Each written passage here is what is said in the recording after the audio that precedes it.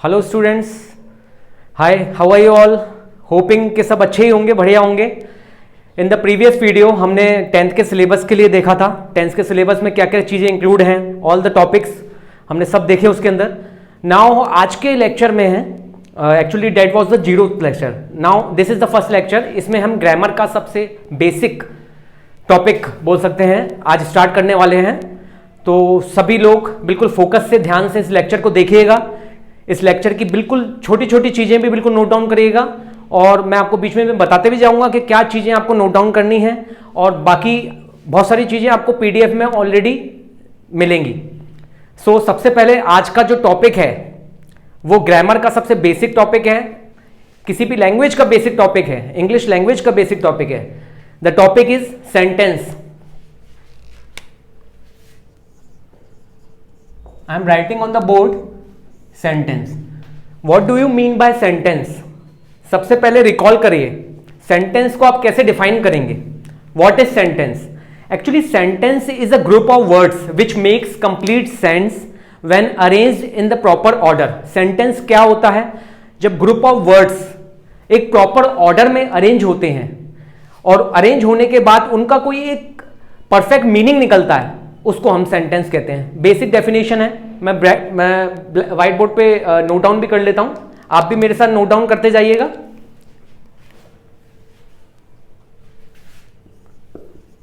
A group of words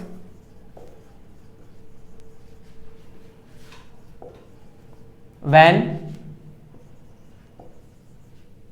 used in proper order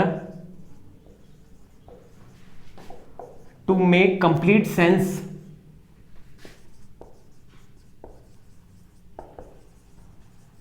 is sentence। Sentence की basic definition है ये, group of words जिनको हम combine करके प्रॉपर ऑर्डर में यूज करके एक कंप्लीट सेंस बनाते हैं, उसे हम सेंटेंस कहते हैं। इसका एग्जाम्पल मैं आपको बता देता हूं, एग्जाम्पल भी आप नोट डाउन करिएगा। The patient complained of pain in his ribs. The basic example, the patient complained of pain in his ribs. Patient ने क्या किया? कंप्लेन की about the pain which he is having in his ribs. So basically what we are doing, group of words को हमने एक ऐसे proper order में arrange किया है जिससे उस ऑर्डर का एक कंप्लीट सेंस निकल रहा है। So this will be the sentence. इसका सेकेंड एग्जाम्पल भी आप देखिए। Second example is Lata is capable of singing any song. Lata is capable of singing any song. लता क्या है? वो कैपेबल है गाना गाने के लिए, कोई भी सॉन्ग के लिए। सो हमने यहां भी क्या किया, ग्रुप ऑफ वर्ड्स को ऐसे अरेंज किया कि उनका एक कंप्लीट सेंस निकल रहा है। So this will be also example of sentence. तो सेंटेंस की डेफिनेशन मैंने लिखी है, बेसिक डेफिनेशन, और उसके एग्जाम्पल भी लिखे हैं। आप नोट करते जाइए इसको, और ये सब चीजें आपको पीडीएफ में भी अवेलेबल रहेंगी, लेकिन क्लास के साथ साथ आप नोट करेंगे तो आपको जल्दी रिकॉल होगी वो सब चीजें। सो आप बेसिक डेफिनेशन नोट करिए एंड देन एग्जाम्पल नोट करिए। फिर आगे मैं आपको बताऊंगा types of sentence. Types of sentence भी होते हैं, टाइप्स ऑफ सेंटेंस 4 टाइप के होते हैं। There are 4 types of sentences. So हम देखेंगे, पहले आप ये नोट डाउन कर लीजिए, फिर मैं रब करता हूं। मैं डेफिनेशन को रब कर देता हूं, एग्जांपल्स लिखे हुए हैं आपके सामने। अब हम देखेंगे types of sentence.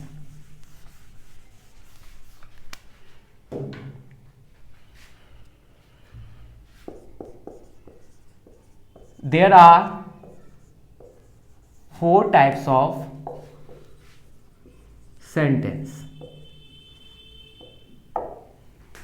There are 4 types of sentence. First one is declarative sentence. Declarative sentence नाम से ही समझ आ रहा है हमें, it will be a declaration bye a person. कोई भी पर्सन कुछ एक स्टेटमेंट इन जनरल फॉर्म में बोल देगा, जनरल सेंस बनाने के लिए बोल देगा, सो it will be a declarative statement. और ये कह सकते हैं कि अपनी ओपिनियन एक्सप्रेस करने के लिए अगर कोई भी स्टेटमेंट कोई भी पर्सन बोलेगा तो it will be a declarative statement. So basic definition declarative statement की क्या होगी? A declarative sentence simply means a statement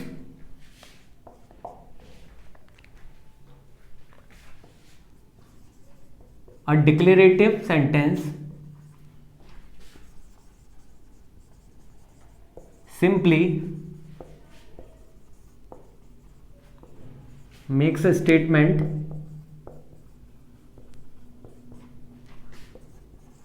or expresses an opinion is declarative sentence। तो बेसिक डेफिनेशन है डिक्लेरेटिव सेंटेंस की। डिक्लेरेटिव सेंटेंस क्या होता है? Simply एक स्टेटमेंट होता है जिसमें सिंपल एक डिक्लेरेशन होता है, एक सिंपल सा लाइन होती है, एक सिंपल सा कॉमन सेंस वाला स्टेटमेंट होता है जो सिर्फ जनरली एक डिक्लेरेशन की तरफ बोला जाता है। यहाँ उसमें एक ओपिनियन हो सकती है, कोई अपनी एक्सप्रेस कर रहा हो ओपिनियन सिंपल वे में, उसमें उस सेंटेंस को अपन डिक्लेरेटिव सेंटेंस कहेंगे।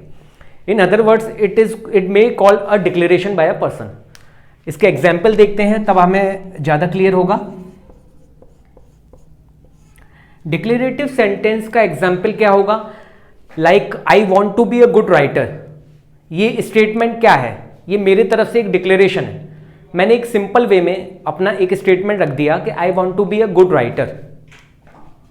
आई want to be a good writer. यहां मैंने क्या किया? Here I am expressing my opinion.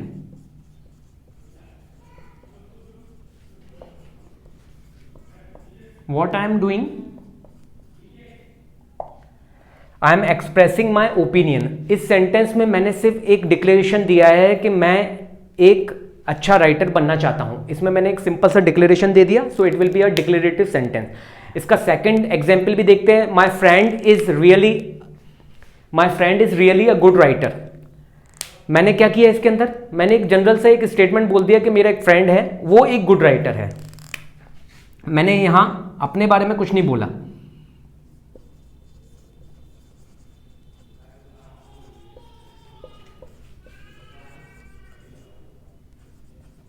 My friend is really a good writer. So यहां मैंने क्या किया? Here I am telling about a person. यहां मैंने क्या किया? यहां भी मैंने एक स्टेटमेंट दे दिया जिसमें अपनी एक ओपिनियन एक्सप्रेस कर दी।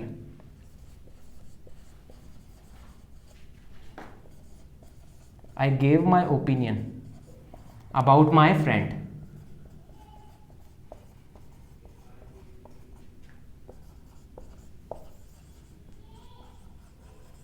सो it will be a declarative sentence. Declarative sentence hopping कि आपको समझ में आ गया होगा। इसमें एज सच ऐसा कुछ भी नहीं है, ये सिर्फ एक जनरल हम गो थ्रू हो रहे हैं सब्जेक्ट से, टॉपिक से, जिसमें इजीली वे में आपको समझाया जा रहा है। अगर पिछले क्लासेस में आपने ध्यान नहीं भी दिया हो तो बेसिक से स्टार्ट किया है हमने। बेसिक से स्टार्ट करने का मतलब यही होता है कि आपकी पुरानी चीजें रिकॉल होती जाएंगी और नई चीजों की तरफ हम आगे बढ़ते जाएंगे। इसके फ्यू मोर एग्जांपल्स मैं आपको और देता हूं।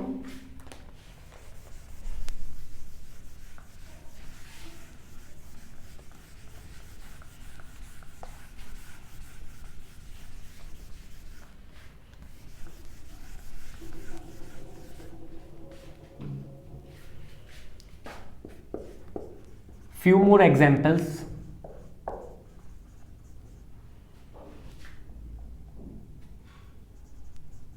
Few more examples. 5 million people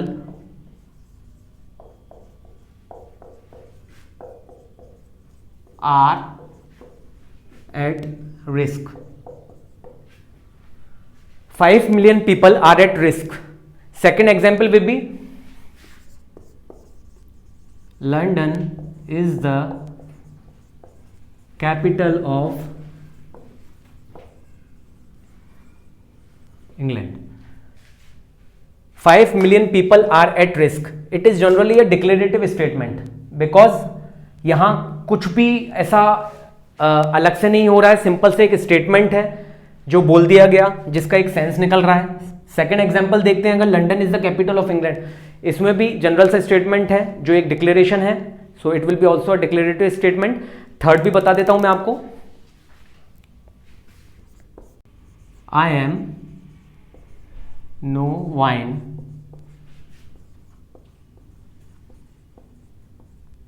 connoisseur,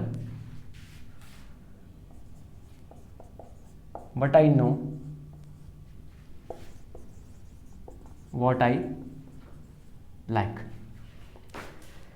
I am no wine connoisseur, but I know what I like.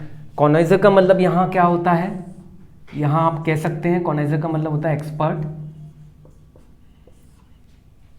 मैं वाइन का एक्सपर्ट नहीं हूँ, लेकिन मुझे पता है कि मुझे क्या पसंद है. So it will be a declaration from me. These 3 are the examples of declarative statement. ये आप नोट डाउन कर लीजिए.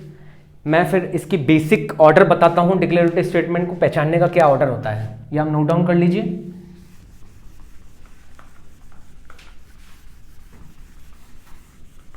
डिक्लेरेटिव स्टेटमेंट में एक ऑर्डर होता है.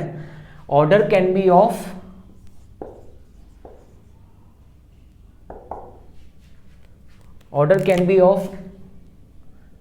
first one is subject, then it will be verb, then it will be predicate plus place, and then it will be time. ये declarative statement का ऑर्डर है.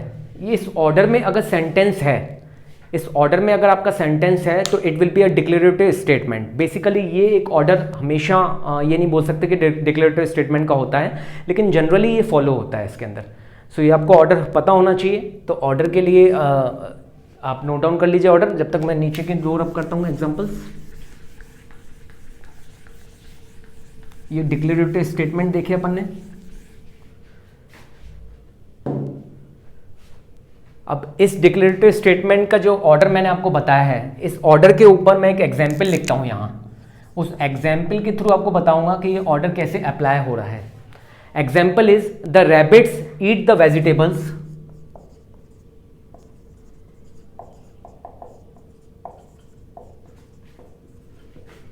The rabbits eats the vegetables in the garden in the early morning.